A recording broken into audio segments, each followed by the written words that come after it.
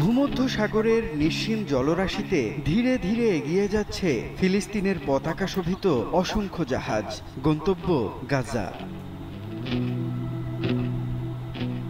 যাত্রীদের কেউ রাজনীতিক, কেউ সাংবাদিক, কেউ মানবাধিকার কর্মী। তাদের মধ্যে একজন বাংলাদেশের প্রবীণ আলোকচিত্রী ও মানবাধিকার কর্মী শহীদুল আলম। গলায় ঝোলানো একটি ক্যামেরা, বুকে আবু সাইদের প্রসারিত হাত, হাতে লাল সবুজের পতাকা। তার মতো অন্তত 500 জন মানুষ ফ্রিডম ফ্লোটিলায় যোগ দিয়েছেন বিভিন্ন দেশ থেকে। উদ্দেশ্য অবরুদ্ধ গাজার অসহায় মানুষের কাছে সাহায্য পৌঁছে দেয়া।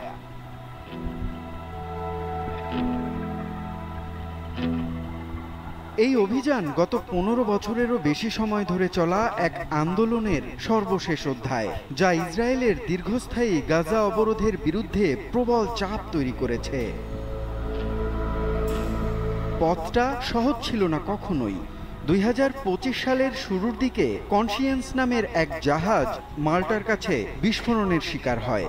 জুনে মাদলিন জাহাজ আটক করা হয় সুইডিশ মানবাধিকার কর্মী গ্রেটা থুনবার্গ ও ফরাসি ইউরোপীয় পার্লামেন্ট সদস্য রিমা হাসানকে। ইসরায়েলি বাহিনী আন্তর্জাতিক জলসীমায় রাসায়নিক স্প্রে ব্যবহার করে তাদের আটক করে। জুলাইয়ে একই ভাগ্য বরণ করতে হয় হান্দালা জাহাজকে। ফ্রিডম ফ্লোটিলার যাত্রা শুরু হয় 2010 সালে।